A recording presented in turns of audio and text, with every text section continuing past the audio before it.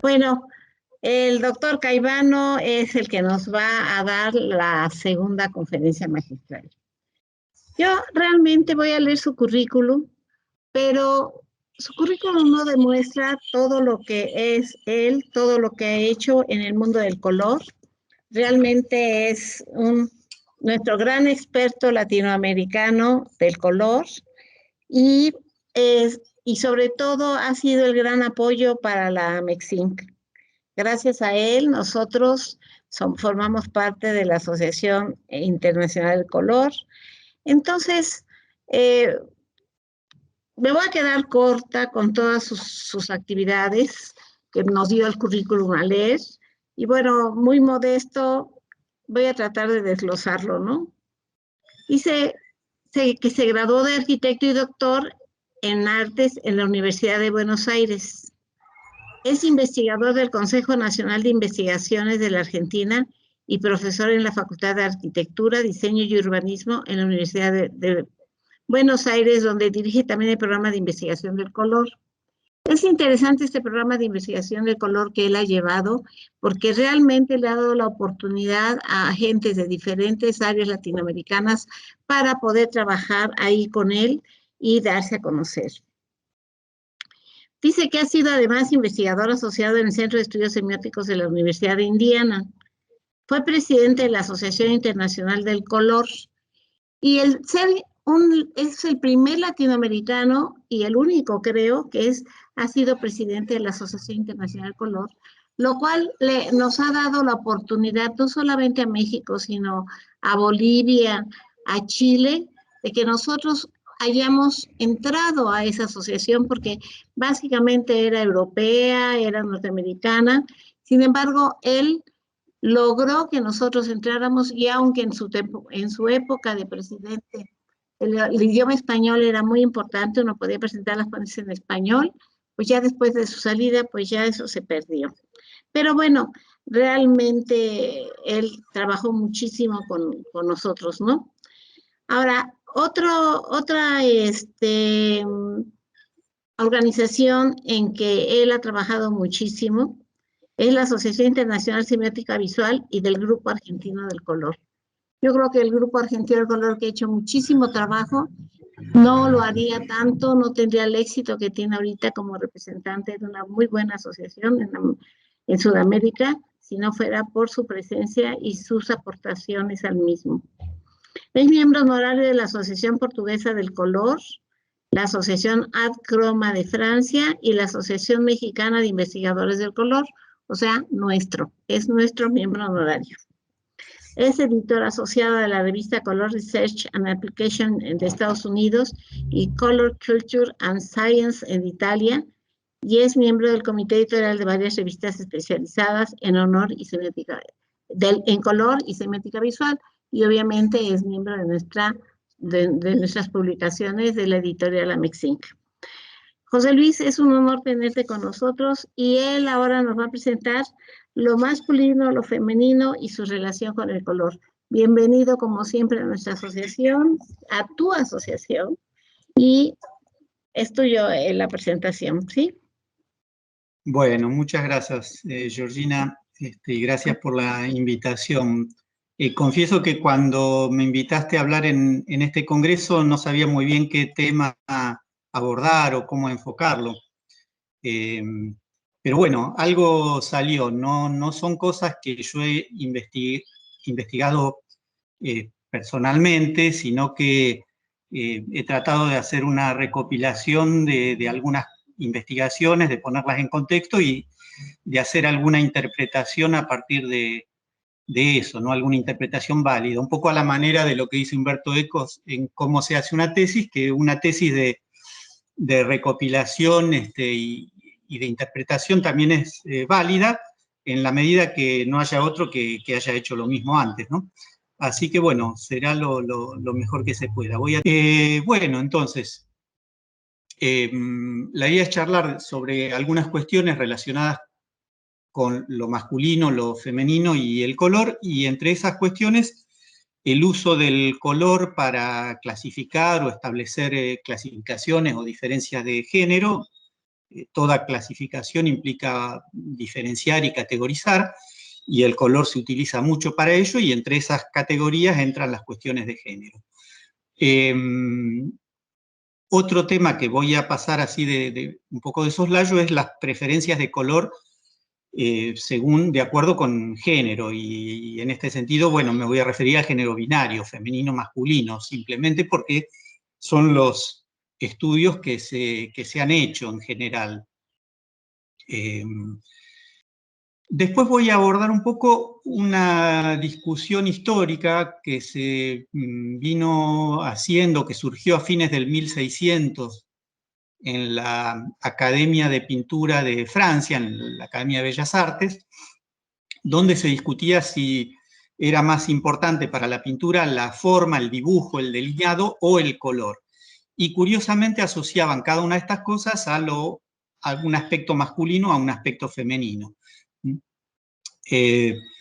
Después voy a hablar un poquito y mostrar algunas imágenes sobre el uso y la apropiación del color como atractor sexual en diferentes especies animales, y yendo después a la especie humana, cómo categorizan el color de manera diferente varones y mujeres. Categorizar significa acá dividir, compartimentar el espectro cromático que vemos y etiquetarlo, ponerle nombres, es decir, cómo nombramos los colores los varones y las mujeres. Y finalmente, ¿qué diferencias existen en la visión cromática entre varones y mujeres? Obviamente en la especie humana. Cosas a tener en cuenta, a considerar, cuestiones relativas. El sexo biológico obviamente puede ser una cuestión binaria, por más que en algunas especies existe el hermafroditismo, pero básicamente es una cuestión binaria a efectos de la procreación. El género, por otra parte, no es una cuestión binaria, ¿no? Solemos estar acostumbrados a hablar de género femenino y masculino, pero hoy en día ese panorama se ha ampliado mucho, se ha hecho mucho más fluido, más como un espectro más continuo, un poco como el color, que no es negro y blanco, ¿no? Hay colores intermedios. Bueno, un poco pasa con el género, y en los formularios donde uno antes encontraba que tenía que rellenar 2 casillas, femenino o masculino, hoy por ahí encuentra 20 casillas para rellenar, en cuanto a cómo uno se percibe o se autopercibe en cuestiones de género. E incluso en los lenguajes, en los idiomas que hablamos, están las cuestiones de género. La mayoría de las lenguas tiene género femenino, masculino. En el español eso es muy característico. Y también está el género neutro en las lenguas. En algunas lenguas no se hace tanta diferenciación entre femenino y masculino. Por ejemplo, en el inglés, los sustantivos en inglés no tienen necesidad de concordar con su artículo en femenino o masculino. Todo es lo mismo. The cat o the dog, no importa si es un gato hembra o un gato macho.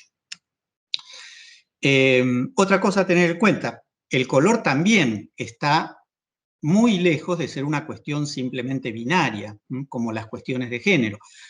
No obstante que existen ciertamente operaciones cromáticas, o posiciones cromáticas o dualidades cromáticas que están ya consagradas desde hace mucho tiempo por la teoría y por el uso del color. Por ejemplo, la oposición o la dualidad claro-oscuro, la oposición o la dualidad cromático-acromático, ¿no? Las oposiciones frío-cálido, los colores oponentes, rojo, verde, y la oposición amarillo-azul, que es parte también de la oposición, forma la tríada con la oposición claro-oscuro en muchos sistemas de ordenamiento de color.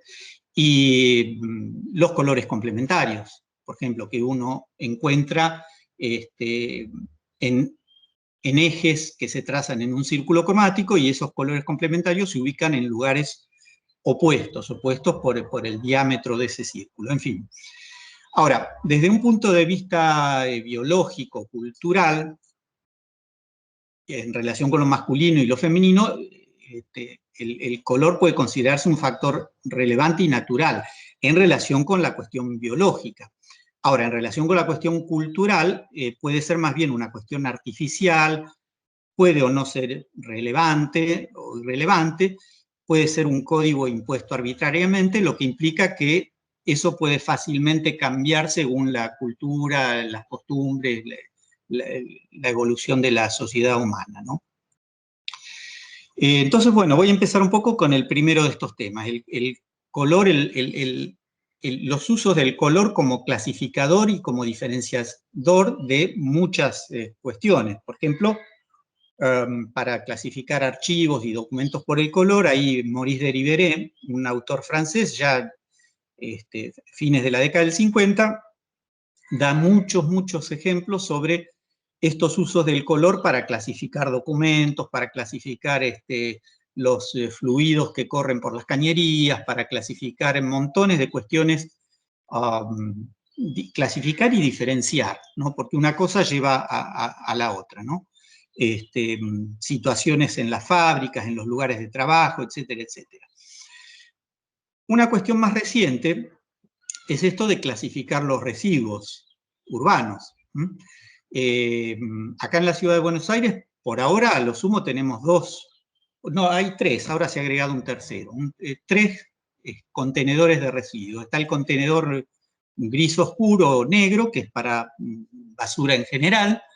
Está el contenedor verde, que es para reciclables, y hay un contenedor amarillo, que es para vidrios y cosas en metales, como dice ahí. Pero en muchos otros lugares, esta clasificación de los residuos por el color se ha ampliado. Como vemos acá, hay por lo menos 5 y a veces 6 categorías, ¿no? Y esto se está transformando poco a poco en un código internacional para clasificar los residuos. Si bien, si ustedes ven fotografías de tachos de residuos o de contenedores en distintos países, van a ver que no hay una coincidencia cromática muy estricta en términos de diferencias de color, pero van a ver que en general el tacho amarillo, bueno, puede haber diferencias en la tonalidad del amarillo, en la tonalidad del rojo, en la tonalidad del verde, pero básicamente son esas categorías cromáticas, ¿no? En otro lugar donde se utilizan estas divisiones, códigos y clasificaciones de color, ciertamente muy codificado, como toda codificación implica una elección arbitraria, es en cuestiones de control de calidad, por ejemplo en documentos de ingeniería, planos de ingeniería, proyectos de ingeniería, donde se utilizan estos colores como código internacional. Todo lo que esté marcado en azul, todo lo que está marcado en azul es para hacer comentarios, lo que está marcado en verde significa algo que hay que borrar, que quitar, que eliminar, lo que está marcado en rojo es algo que hay que agregar, lo que está marcado en amarillo es información correcta que queda, y lo que está marcado en marrón es información que eventualmente antes estuvo mal o incorrecta y ya se corrigió. Y ahí ven un ejemplo de un plano con esas anotaciones en azul, con marcas en verde, en rojo y en los otros colores. Hay un video muy interesante ahí en YouTube que lo pueden ver si les interesa. Bueno, esto de la clasificación por los colores se aplica a todos los campos de la sociedad humana, entre ellos los continentes, y de hecho los 5 anillos de los Juegos Olímpicos representan los 5 continentes, excluyendo el continente antártico, porque obviamente no participa en los Juegos Olímpicos, por medio de colores, donde el azul es Europa, el negro es África, el rojo es América, el verde es Oceanía, y el amarillo es Asia. Y algunos de estos continentes, por ejemplo Europa, ha adoptado el azul también como color de su bandera de la Comunidad Europea. La comunidad panafricana también tiene esta bandera, o sea, África tiene muchos países, cada uno con su bandera, pero hay una comunidad panafricana que ha adoptado esta bandera donde está el rojo, el verde y el negro, entre los colores representativos. Y uno tiende a identificar por estos códigos a esos 5 continentes. Bueno, otros lugares muy importantes, relevantes, donde se usa la identificación y la diferenciación por parte del color es en los deportes, en los juegos. Los equipos de fútbol obviamente tienen que poder diferenciarse por el color de sus camisetas, de sus casacas. No solo eso, sino que tiene que poder diferenciarse el arquero y los árbitros dentro de este juego de colores.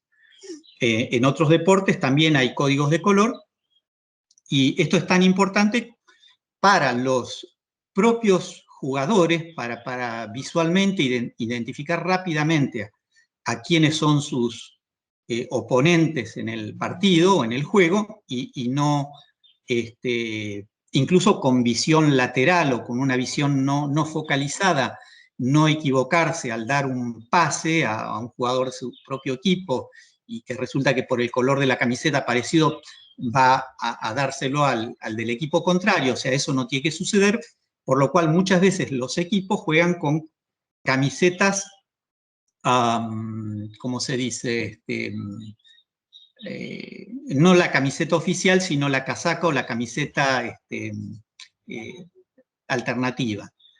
Este es el partido de la final de la Copa del Mundo de Francia e Italia, famoso, donde ahí lo vemos a Zinedine Zidane, antes de que le diera el cabezazo a Materazzi, y todo el mundo sabe que la selección francesa es el azul, pero resulta que la italiana también. Entonces acá la selección francesa tuvo que adoptar otro color. Seguramente tiraron la moneda para ver quién usaba el color azul. Una cuestión con los arqueros en el fútbol. El arquero tiene que visibilizarse como hace el arquero francés acá, que se viste de negro y se destaca sobre el fondo predominantemente verde, o tiene que mimetizarse. Fíjense, presten atención que hay muchos arqueros que eligen utilizar el verde. Tal vez es una estrategia no ser demasiado visible, sobre todo cuando un contrario tiene que patear un penal. Cuanto menos pueda ver al arquero, los movimientos del arquero, mejor para el equipo del arquero, obviamente. Esto se ha utilizado también en los uniformes, en la guerra, sobre todo en la guerra antigua, que era una guerra visual. Hoy en día las guerras ya no son visuales, uno no necesita ver físicamente al enemigo porque hay montones de dispositivos a control remoto, a distancia, y uno no necesita estar a distancia visual del enemigo para producir un ataque, ¿no? Hay misiles que no se basan en el color precisamente para detectar al enemigo. Pero cuando la guerra era una cuestión visual, esto era muy importante, poder saber quiénes eran amigos y quiénes enemigos, y en eso jugaban papel también las banderas. Muy bien, todo esto tiene que ver con la clasificación, la diferenciación. Ahora, ¿qué tiene que ver esto con lo femenino, lo masculino? Bueno, obviamente este tipo de clasificaciones también se ha llevado al campo de diferenciación de sexos o de géneros. Una aplicación muy común y corriente son los árboles genealógicos. Hay montones de aplicaciones en Internet donde uno puede armar su árbol genealógico. Y ahí es fundamental diferenciar sexo femenino y masculino en una pareja que tiene descendencia. Y así sucesivamente. O sea, este es un diseño clásico de árbol. Y más allá de que se elija como color codificado el azul, celeste o azulado para los varones y un rosado para las mujeres, eso es una arbitrariedad, podrían elegirse cualquier otro par de colores. Pero lo importante es poder diferenciar, simplemente, no importa con qué colores. Otros diseños de árboles genealógicos, como este, donde a cada individuo, en vez de tratarlo como un punto, como un punto en ese árbol, como si fuera una hoja del árbol, lo trata más bien como una línea o como una rama donde está desplegada toda la longitud de la vida de cada individuo. Obviamente, también es importante acá no importa con qué par de colores, pero hay que elegir un par de colores diferenciables para distinguir el varón de la mujer, que en algún momento de su vida se unen y empiezan a tener descendencia, ¿no? La señora Himmelmann con el señor Fischer tuvieron a estos dos hijos, un varón y una mujer, tuvieron a un hijo varón, que a su vez se casó con la señora Crawford, que es hija de esta otra pareja, y así siguiendo. En fin, que el color acá es como un papel importante. Fíjense que el color que utilizan para la unión es un color neutro, creo que es un gris o algo por el estilo, que marca el momento de la vida en que estos dos individuos deciden unirse y a partir de ahí tienen descendencia. Y como dicen cuando uno se va a casar, ¿no? Hasta que la muerte nos separe. Acá el hombre murió y terminó no solo la pareja, la relación y la descendencia. En fin, otros diseños de árboles que también usan el color, pero no para identificar diferencias de sexo o de género, de masculino y de femenino en estas ramas y en estas hojas de los árboles, sino para diferenciar generaciones. Esta pareja, Alexander e Irene, que son la primera generación en este árbol, que tiene forma de árbol con sus ramificaciones, como si uno mirara un árbol desde arriba, ¿no? En planta, en proyección horizontal. Muy bien. Tienen descendencia. Hay toda una primera generación acá, de toda esta gente, una segunda generación, la primera generación sería Alexandra e Irene, que están marcados con este color, creo que naranja, ¿no? A su vez, esta descendencia de Alexandra e Irene empieza a casarse y a tener descendencias, cada uno de ellos, y van surgiendo personas en esta tercera generación, que está marcada, creo que de color verde, y a partir de ellos surge una cuarta generación marcada en un color rojo más oscuro. Cada uno de estos anillos implican distancias temporales. Cada anillo son 10 años. Entre una generación y otra suele haber unos 30 años aproximadamente. Entonces, esta es gente más actual, esta es gente de una generación anterior y así. Acá la codificación del color está marcando las diferentes generaciones. Y yo encontré otra aplicación que usa el color, pero con otro sentido clasificatorio. En este caso, para diferenciar. Bueno, acá sí tiene que ver con una cuestión de género o de ramas relacionados con esta persona, Samuel Freeman, tiene su padre y su madre, cada uno con colores distintos, pero no porque sea mujer y varón, sino porque toda la rama del padre va a llevar el mismo color, independientemente de si son varones o mujeres, porque acá tenemos al abuelo paterno de Samuel Freeman, que está con el mismo color, pero después tenemos a los bisabuelos, que son varón y mujer, y a los tetrabuelos o tatarabuelos, donde hay varones y mujeres, pero llevan todos el mismo color porque son la rama que viene por el lado paterno. Esa rama se diferencia por color de la rama materna, a partir de la abuela, de la abuela paterna, la abuela mujer de este señor. Y esos llevan otro color, donde también hay varones y mujeres de esa rama diferenciados por color. Y acá básicamente entonces tenemos 4 ramas, porque cada persona tiene 4 abuelos, 2 abuelos paternos, varón y mujer, y 2 abuelos maternos, también varón y mujer. Entonces tenemos una clasificación en 4 colores, con otro criterio. Después está la cuestión de llevar esta clasificación a modalidades más fluidas de género, a mayores, excediendo el típico género binario y yendo a clasificaciones de género más amplias o más continuas, ¿no? Sin esta dualidad o esta oposición. Bueno, yo en esto no me voy a extender porque de esto va a hablar Mabel López el viernes, aprovecho acá para pasar el anuncio, el viernes 26 a las 10 hora de México, que serían las 13 horas de Argentina, y en otros países, bueno, hay que buscar la conversión horaria. Entonces, bueno, yo menciono esto y me salteo este tema y voy, sí, a mencionar algunas cuestiones referidas a las preferencias de color según el género. Y me voy a referir en este caso, a géneros en términos binarios, varones y mujeres, o preferencias masculinas o femeninas en relación con el color.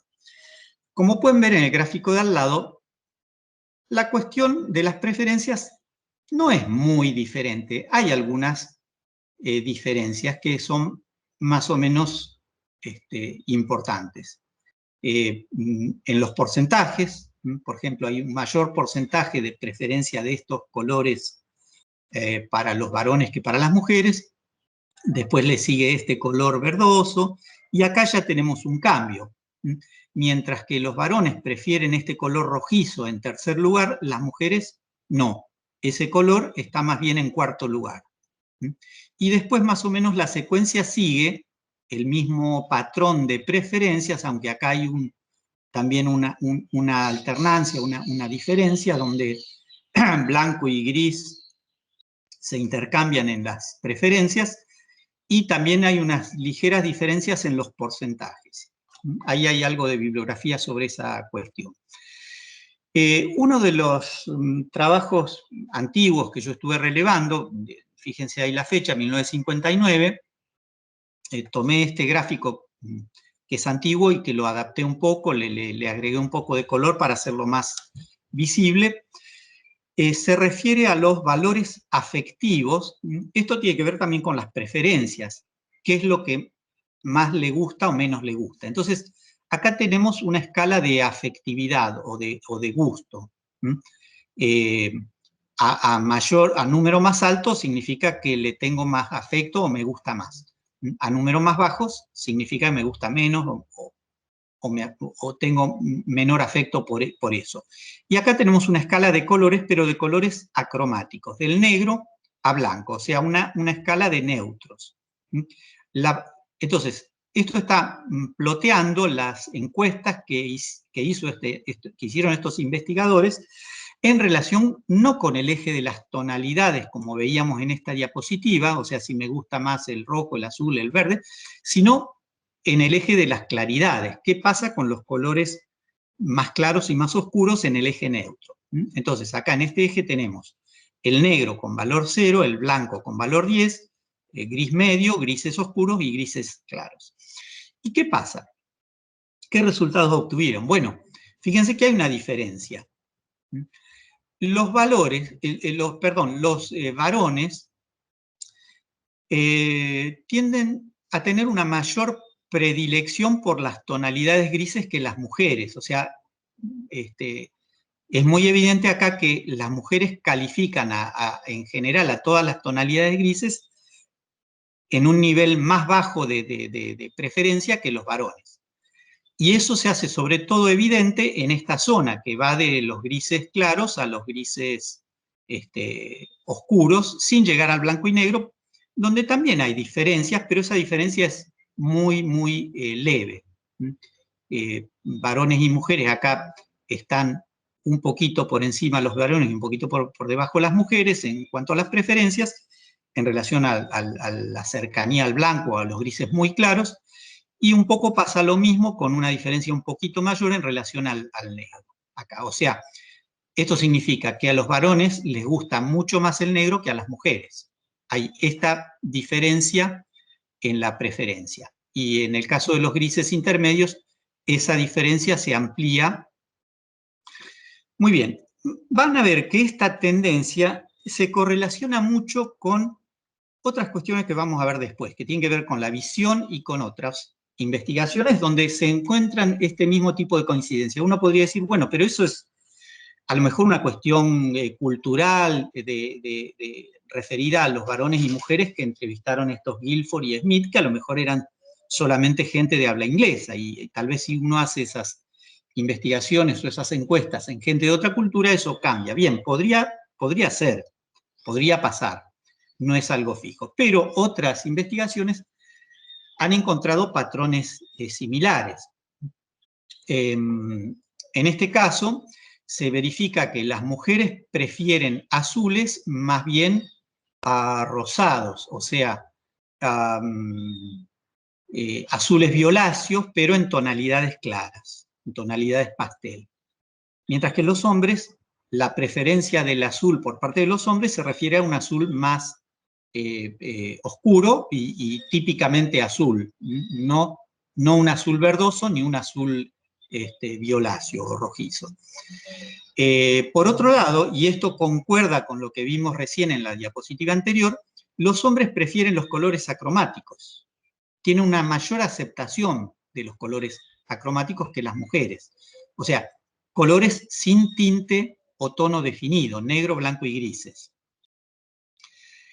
En estas investigaciones se verifican estas conclusiones, ¿no? Las mujeres prefieren tintas. Esto, bueno, ahora se los voy a aclarar, es una traducción medio literal de la palabra tint en inglés, que ahora les voy a aclarar qué significa.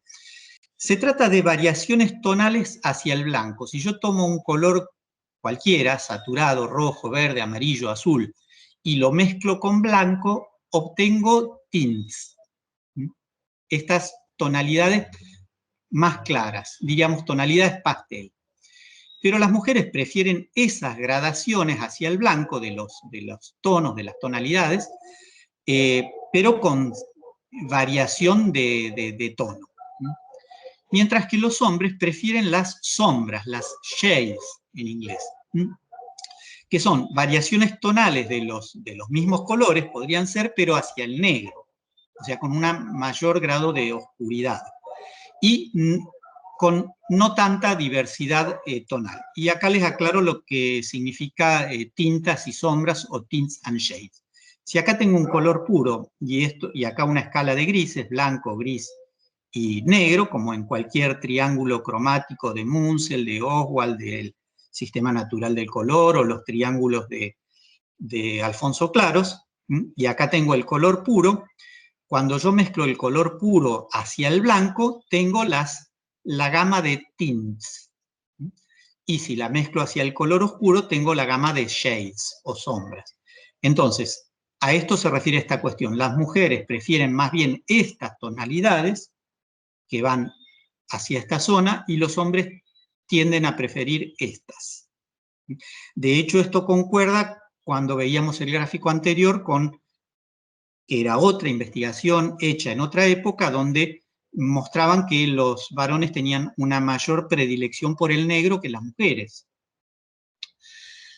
Bien, salto al otro tema, la discusión famosa y larga sobre el dibujo y el color en la pintura, que tuvo eje en la Academia de Bellas Artes de Francia, sobre todo en la Academia de Pintura, porque era más bien una discusión entre pintores, pero tiene reminiscencias de discusiones similares que se habían dado en el Renacimiento entre los pintores italianos, y es algo que se proyecta, yo diría, hasta el siglo XX, porque yo lo he encontrado incluso con reminiscencias en cosas de Le Corbusier. Bueno, ahí tienen un poco de bibliografía, y acá tenemos un cuadro de Ingres, un pintor francés del 1800, y de Delacroix. Cada uno partícipe de estas dos tendencias de las escuelas francesas de pintura. La escuela donde sostenían que lo que predominaba en la pintura era el dibujo, el delineado, la estructura formal del cuadro, como en el caso de Ingres, y otros donde pintores o teóricos de la pintura que defendían que el color era lo más importante en la pintura. Y, en fin, bueno, vamos un poco a los detalles.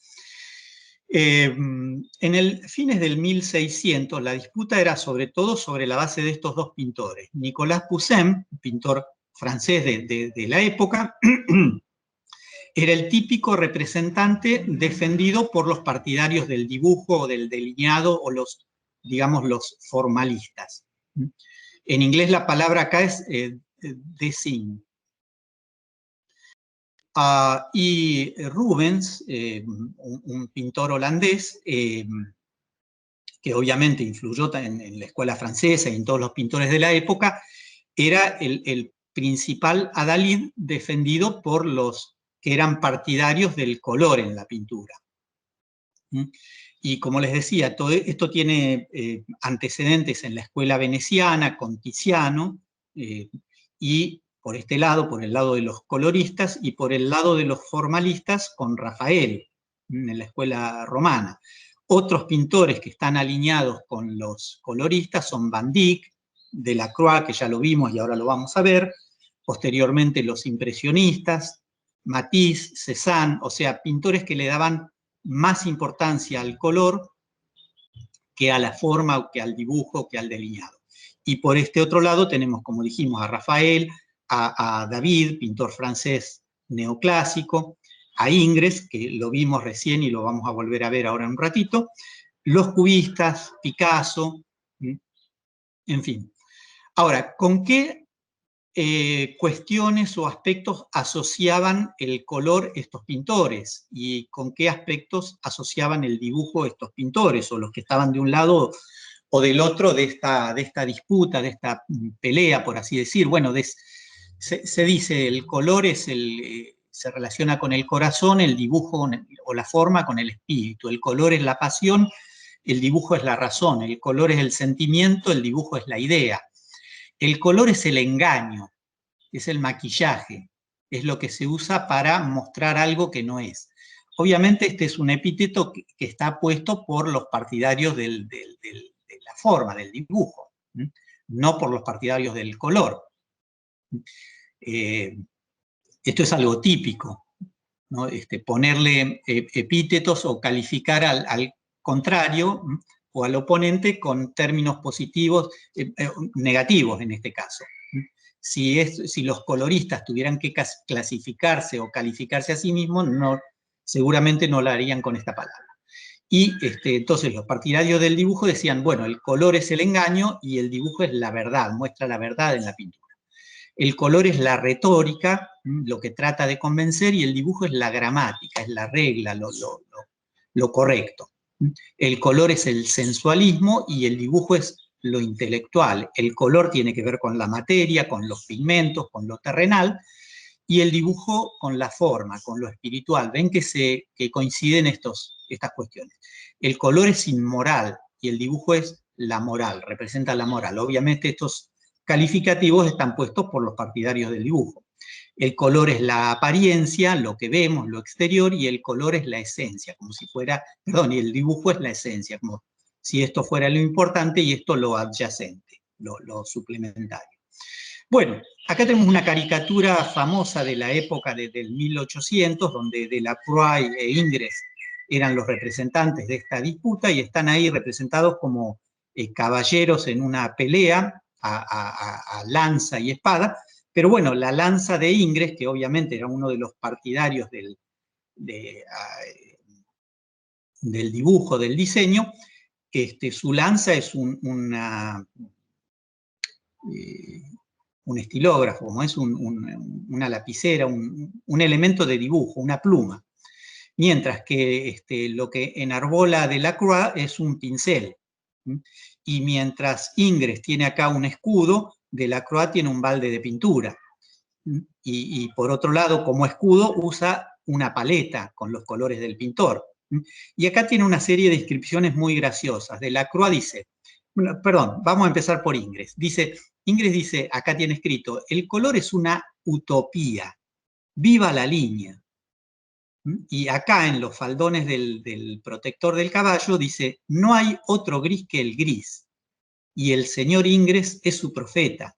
Rubens es un rojo. Acuérdense que Rubens estaba del lado de los coloristas, o sea, es un rojo acá en términos despectivos. Piensen, en esta época, mediados del 1800, segunda mitad del 1800, ya existía el socialismo. Entonces, lo dice en un tono medio despectivo. Mientras que las inscripciones del lado de Delacroix son, la línea no es otra cosa que un color. Si no hay color, no hay línea, está diciendo Delacroix. Por lo menos tiene que haber una diferencia entre blanco y negro para que pueda haber una línea. Y blanco y negro ya es color. Solo a la noche todos los gatos son grises. Rafael es un reaccionario. Recuerden que Rafael era uno de los pintores del Renacimiento, del Cinquecento, que eran puestos del lado de los formalistas, de este lado. Para Delacroix, como pintor es un retrógrado, un reaccionario. Muy bien. Y acá están un poco las figuras ampliadas donde se pueden leer esas inscripciones medio graciosas. Y otro detalle, Ingres acá tiene un lápiz de dibujo. En fin, se ve la paleta y las otras adminúsculos. Ahora, ¿a qué viene todo esto? No solo a los adjetivos que vimos antes, sino que entre los calificativos que adosaban al color y al dibujo en la pintura, resulta que el color es el aspecto femenino y el dibujo es el aspecto masculino. Acá tenemos un cuadro de Lacroix y acá tenemos un cuadro de Ingres. O sea, no es que Ingres pintara en blanco y negro, pero para él lo importante era la estructura del cuadro y el color era una cuestión, digamos, suplementaria. Mientras que para Delacroix el color lo era todo. Ahora, bueno, ¿por qué esto de lo femenino y lo masculino? En la gramática de las artes del diseño de Charles Blanc, de la misma época en que esta disputa tenía lugar ya en el siglo XIX, uno puede leer este tipo de cosas. Dice, el dibujo es el sexo masculino del arte, el color es del sexo femenino. De las tres grandes artes, la arquitectura, la escultura y la pintura, solo hay una que requiere el color. Ustedes se imaginarán cuál es. Obviamente la pintura necesita el color. Para Charles Blanc, la arquitectura no lo necesita y la escultura tampoco. No obstante, dice, el dibujo es esencial para cada una de estas tres. O sea, por más que la pintura necesite el color, dice, el dibujo es esencial. No solo para la arquitectura y la escultura, sino también para la pintura. En arquitectura, el dibujo es el pensamiento mismo del arquitecto. En escultura, el dibujo lo es todo, porque la estatuaria puede prescindir del color. Y este elemento es tan ajeno a su arte que es peligrosa. Lo que Charles Blanc no sabía, ignoraba o pretendía ignorar, porque para la época en que él vivía ya era algo conocido, era que la estatuaria y las esculturas greco-romanas eran policromáticas, estaban pintadas en colores. Y lo mismo la arquitectura de los templos griegos, era policromática, no era una arquitectura y una escultura acromáticas. Pero bueno, eso justamente como el trasfondo de esta disputa era algo que muchos preferían ignorar o hacerse los desentendidos de esa parte de la historia del arte. Y es algo que trataban de ocultar, como algo, como cuando uno barre las basuras debajo de la alfombra, ¿sí? Y dice, con respecto a la pintura, dice, la pintura es otra cosa que la arquitectura y la escultura. El color es fundamental para la pintura, aunque ocupa el segundo lugar. La unión del dibujo y el color es necesaria para generar pintura, como la unión del hombre y la mujer para generar humanidad. Pero el dibujo debe conservar su preponderancia sobre el color. Si es de otra manera, la pintura corre hacia su ruina. Se perderá por el color como la humanidad se perdió por Eva. A la flauta. Si esto no es patriarcado, no sé lo que era el patriarcado. ¿No? ¿Qué decía Ingres? Ingres también dejó tratados y textos escritos. Dice, el dibujo es la probidad del arte, lo que es bueno, lo que es honesto. Lo esencial es la construcción, el contorno y el modelado de las figuras. El color contribuye al ornato de la pintura, pero solo es su dama de compañía, porque su papel es simplemente el de hacer más atractivas las verdaderas perfecciones del arte. Rubens y Van Dyck, acuérdense que eran los pintores coloristas, los de la escuela holandesa, pueden complacer a los ojos. O sea, un tipo como Ingres obviamente no se iba a tirar en contra de Rubens y Van Dyck, porque para su época eran clásicos referentes de los pintores. No obstante, los menosprecia un poco. Dice, pueden complacer a los ojos. O sea, no es que no me guste Rubens y Van Dyck, pero Rubens y Van Dyck me engañan. Son de una mala escuela de coloristas, la escuela de la mentira. Bueno, ahí los dejo con hasta esa. Después, si a alguien le interesa, en la bibliografía puede seguir buscando qué secuelas tuvo esta disputa en el resto del siglo XIX y principios del siglo XX. Vamos a este otro tema rápidamente, el uso del color como atractor sexual en las especies. Si no lo vieron, les recomiendo que vean la serie, este documental que está en Netflix, que está conducido por David Attenborough, que se llama Life in Color.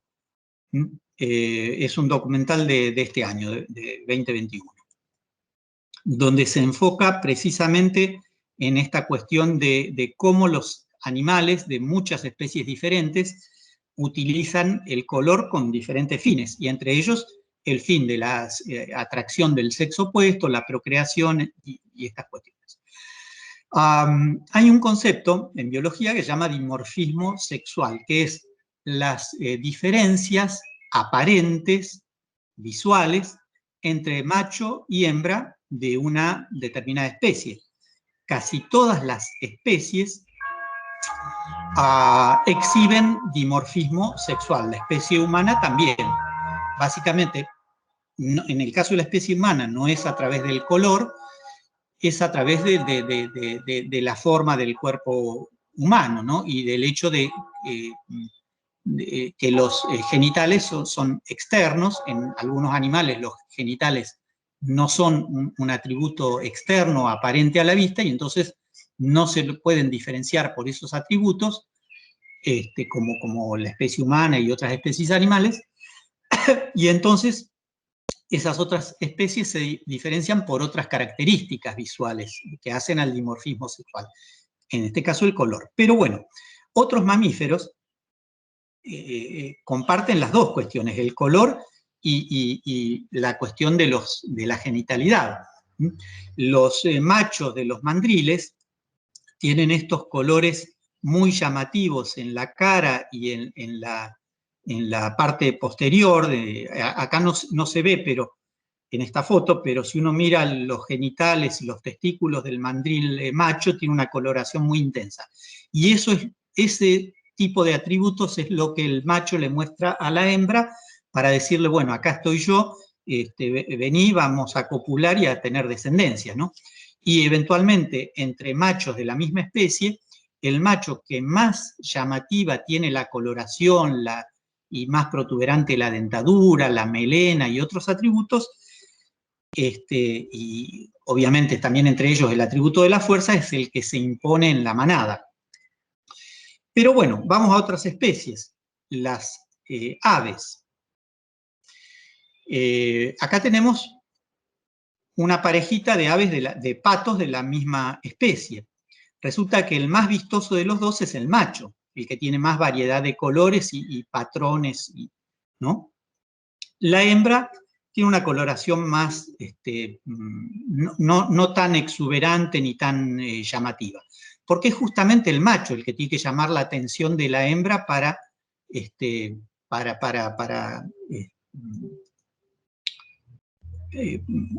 copular y atraerla a copular y procrear y continuar con la especie, ¿sí? No es solamente una cuestión de algunas variedades de patos. El pavo real, el macho es del pavo real. La hembra tiene esta coloración más anodina. Nuevamente es el macho el que tiene que desplegar todo su arsenal y todo su potencial para atraer a la hembra. Ahora, esos atributos son constantes. Esa coloración en las especies que vimos son constantes a lo largo de la vida de las especies, por lo menos cuando llegan a edad adulta, no es que cambian. Entonces uno se podría preguntar en estos casos, bueno, está bien, esto a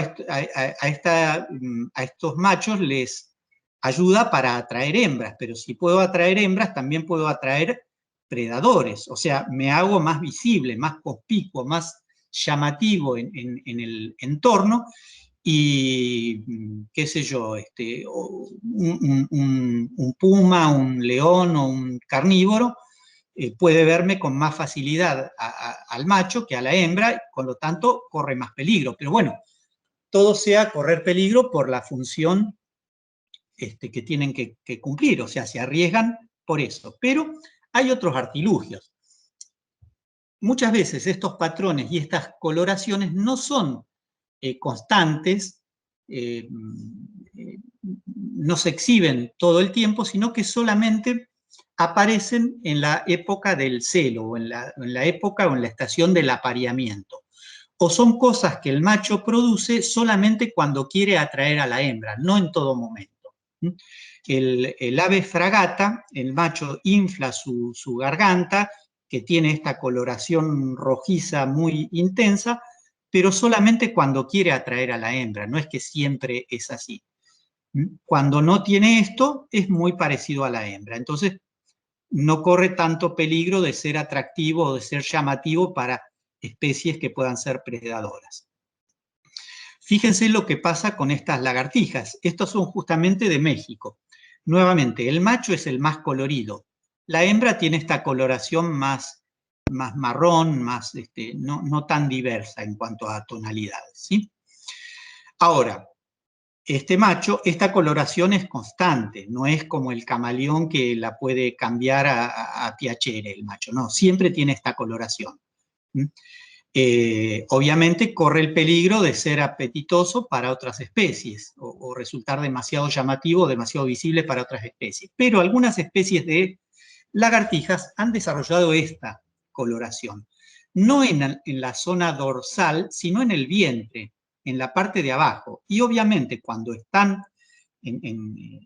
caminando o corriendo, nadie ve, ningún otro animal ve el vientre de las lagartijas. Por lo tanto, la coloración de la parte dorsal del lomo es igual a la de las hembras y puede tranquilamente mimetizarse o camuflarse en el entorno. Ahora, y entonces, ¿para qué le sirve esta coloración llamativa en la panza? Bueno, todo el mundo sabe que los lagartos pueden erguirse en dos patas cuando quieren, y si no, alguien que haya tenido la experiencia de enfrentarse a un lagarto enojado va a ver que se para en dos patas para asustar, y cuando hace eso muestra la zona ventral. Y esto es lo que hacen estas lagartijas cuando quieren aparearse con una hembra, o sea, se paran en dos patas, corretean y caminan en dos patas para mostrar estos colores a la hembra y resultar atractivos a la hembra. Pero cuando no hacen eso, pueden camuflarse tranquilamente. Esta es otra variedad de lagartija de la zona de Arizona. Me imagino que en México también hay de este tipo de lagartijas, donde nuevamente la coloración llamativa es solamente en la zona ventral, en la panza, y en la garganta, la parte de abajo, la parte que normalmente no se ve cuando el bicho está caminando. Otra cosa muy curiosa que pasa en muchos insectos, que también tienen dimorfismo sexual, pero ese dimorfismo no es aparente para todas las especies. Acá tenemos una mariposa macho y una mariposa hembra de esta variedad de mariposas amarillas con bordes negros. Resulta que si un humano mira a estas mariposas, macho y hembra, las ve idénticas.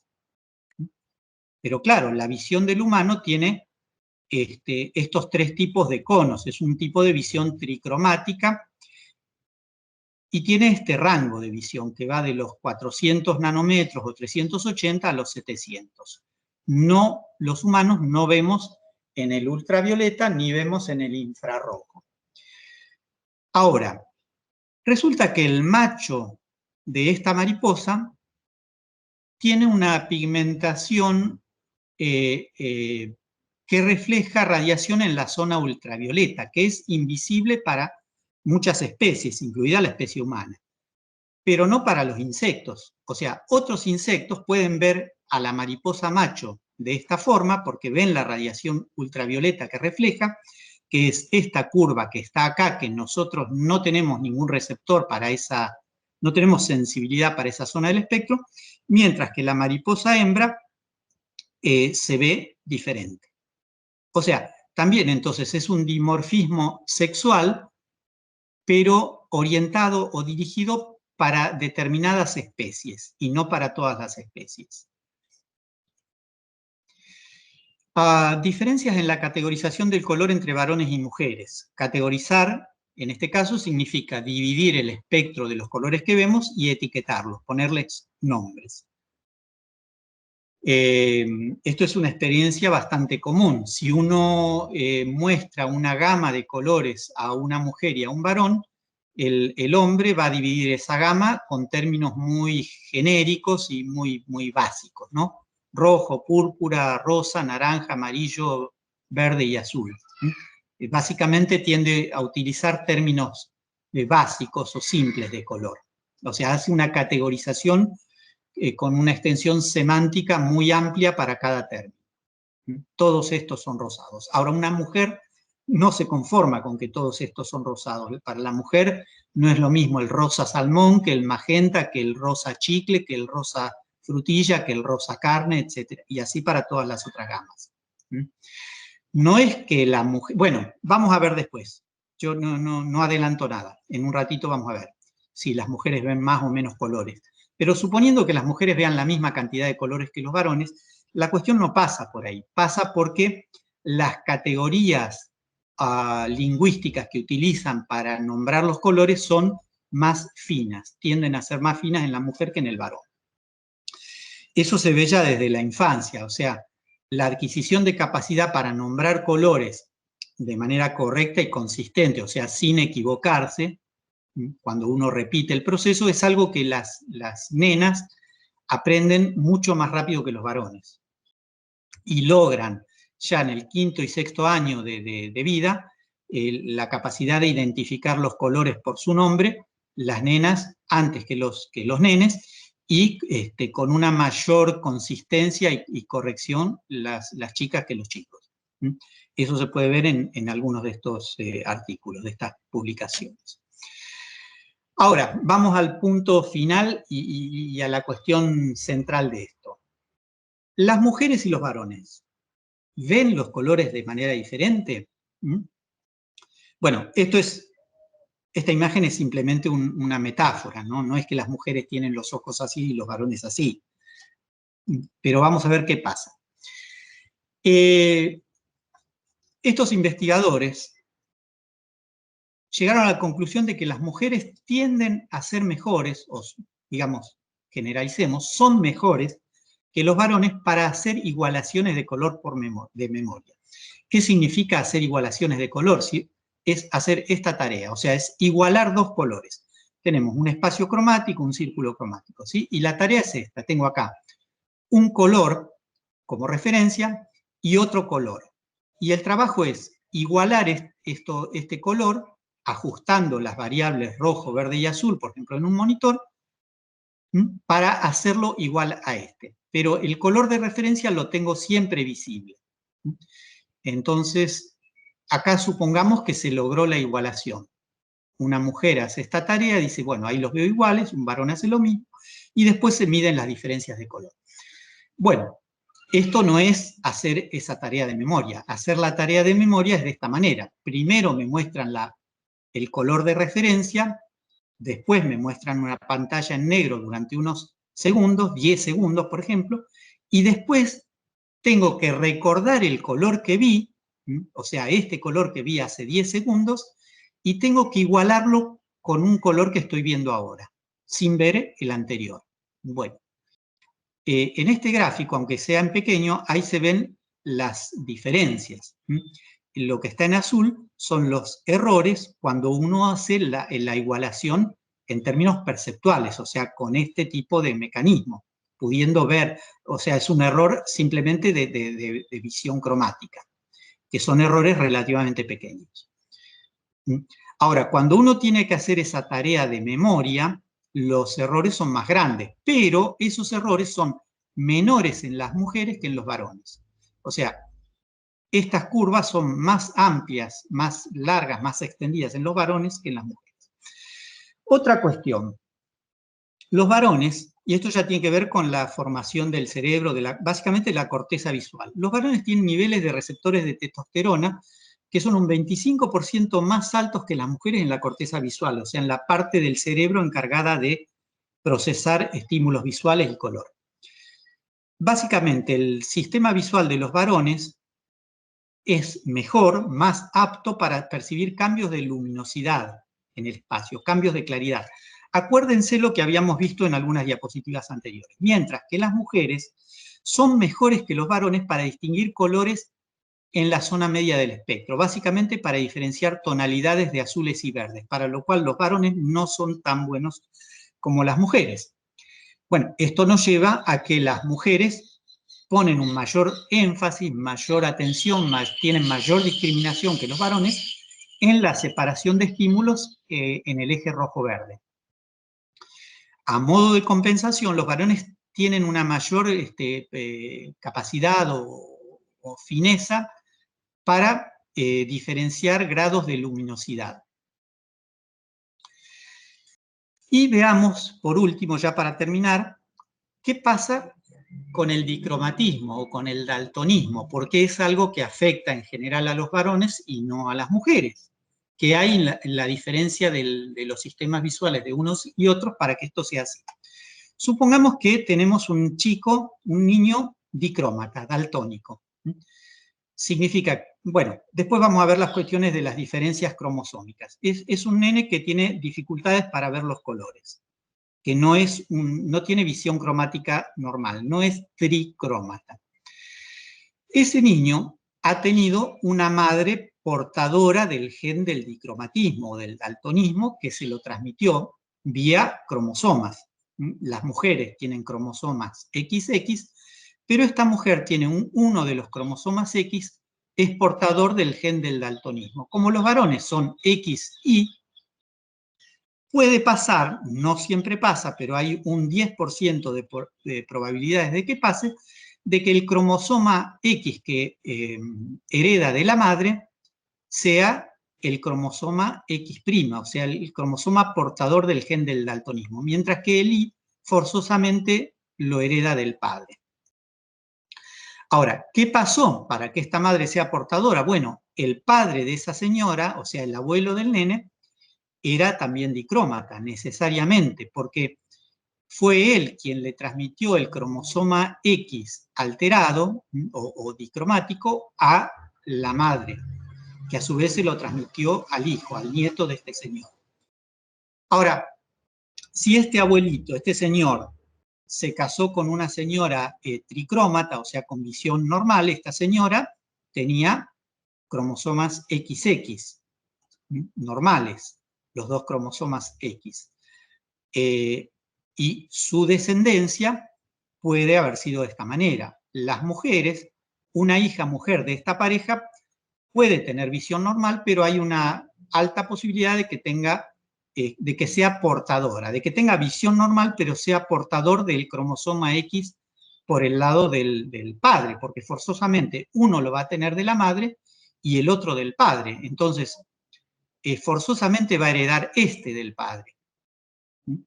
Mientras que los hijos varones de esta pareja pueden heredar el Y del padre y el X de la madre, y van a tener visión normal, tricrómata. O sea, los tíos de ese nenito dicrómata que está por acá abajo, o daltónico, tienen visión normal. Esta señora, hija de esta pareja, se casó con un señor tricrómata, que es el padre del nene que está acá abajo, o de estos niños que están acá abajo, niños y niñas. Si este padre tiene visión normal, tiene sus cromosomas X e Y sin llevar el gen del dicromatismo. Ahora, un hijo varón puede heredar el X normal de la madre y el Y normal del padre y tiene visión normal, tricrómata. Otro hijo varón puede heredar el X alterado o portador del gen de la dicromatopsia de la madre y el Y del padre, y entonces va a ser un hijo dicrómata, daltónico. La mujer puede ser tricrómata, o sea, normal, hereda el X normal de la madre y el X normal del padre. XX es tricrómata, tiene visión normal. Puede haber una mujer que sea portadora, en este caso, pero no por vía del padre, que es tricrómata, sino por vía de la madre, porque heredó el X alterado de la madre y el X alterado del padre. No obstante, no son los casos más frecuentes. Ahora, otra cosa que puede suceder que es más infrecuente es que esta señora pueda ser tetracrómata, o sea que en vez de tener la visión tricrómata normal que tenemos, que tienen el 90% de los humanos, tenga una especie de supervisión a los colores. Bueno, en esto yo no me voy a detener, lo paso muy rápido. Es simplemente un esquema de la visión humana del color basada en el tricromatismo, ¿no? En 3 fotorreceptores que tenemos en la retina, y que son los responsables de detectar diferencias de color y básicamente producir este tipo de mezclas. A partir de los primarios azul, rojo, verde, obtenemos mezclas de magentas, amarillos, cians, blanco, y en fin, que la visión tricrómata normal ve todo el espectro básicamente dividido en 3 zonas, la zona azul, la zona verde y la zona roja, y una imagen tiene esta apariencia, pero una personita o una persona dicrómata o daltónico percibe el espectro de esta manera, donde tienden a confundirse los rojos y los verdes, no puede diferenciar rojos y verdes, y entonces ve la imagen más bien de esta manera. Esto es como ve una persona con visión tricromática normal, y esto es la misma escena vista por un dicrómata, un daltónico, en este caso un deuteránope. Hay distintos tipos de dicromatismo. Esto es las curvas de visión de una persona tricrómata normal, con las 3 sensibilidades bien diferenciadas, las longitudes de onda corta, media y larga, y con todo el espectro dividido en las 3 zonas, azul, verde y roja, bien definidos. Una persona dicrómata o daltónica, lo que le pasa, o lo que le puede pasar es esto, que en vez de tener 3 fotorreceptores, tiene 2. Uno para longitudes de onda corta y otro para longitudes de onda larga. Entonces, no puede diferenciar rojos y verdes, porque para los rojos y para los verdes tiene un solo cono fotorreceptor. Hay algunos tricrómatas anómalos que también son un poco daltónicos, pero no en un grado tan extremo. Porque lo que tienen es que tienen los 3 fotorreceptores para longitud de onda corta, media y larga, pero estos 2 están corridos, uno hacia las longitudes de onda media y otro hacia las longitudes de onda larga. Entonces, en la práctica son muy parecidos y detectan estímulos en una zona muy confusa que está por acá. A eso se les llama tricrómatas anómalos. O sea, no es que son dicrómatas, son tricrómatas, pero tienen una anomalía. ¿Por qué algunas mujeres pueden ser tetracrómatas? Bueno, las mujeres hijas de tricrómatas anómalos, padre tricrómata anómalo varón, pueden tener una supervisión a los colores, porque heredan de la madre o del padre, y heredan básicamente del padre tricrómata anómalo, pero los otros 2 los heredan de la madre. Entonces, en vez de tener una visión sobre la base de 3 fotorreceptores, tiene una visión sobre la base de 4. Bueno, si cualquier humano normal puede diferenciar 5 millones de colores, estas mujeres pueden diferenciar 20 millones de colores. Bueno, y acá está el esquema y la explicación de por qué es raro que una mujer sea dicrómata. A mí ya se me pasó el tiempo por bastante, o sea que no me voy a detener en este detalle, y con esto termino. O sea, ¿por qué estas diferencias entre varones y mujeres, entre femenino y masculino? Bueno, hay causas genéticas y fisiológicas. La cuestión de la visión cromática, que es diferente y está ampliamente demostrado. La forma de categorizar el color es algo ampliamente demostrado. Ahora, los factores conductuales, sociales, esas son cuestiones relativamente arbitrarias. Las preferencias de color, los códigos de colores en la vestimenta o en la clasificación, obviamente son cuestiones que pueden cambiar según que cambie la sociedad, la cultura, en fin. Y esto es todo. Gracias y perdón que me excedí un poquito en el tiempo. Acá veo que hay preguntas en el chat, pero bueno, no sé cómo Sí, sí.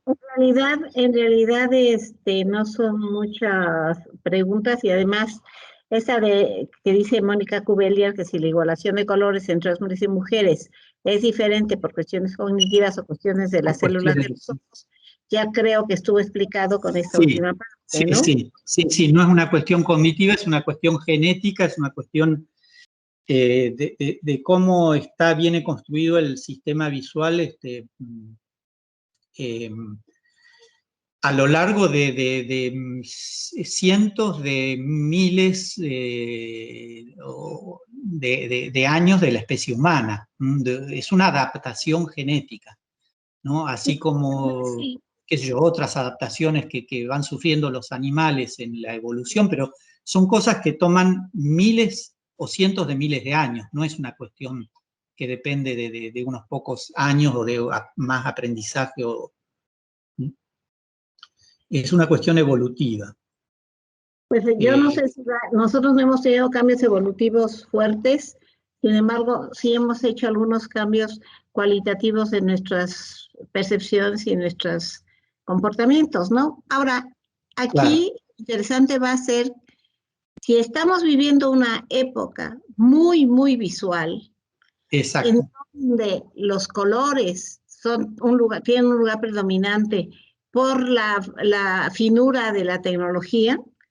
Entonces, yo no sé si esto sí nos acelere o nos haga que nuestros sentidos se queden en segundo lugar, otros sentidos aparte del visual.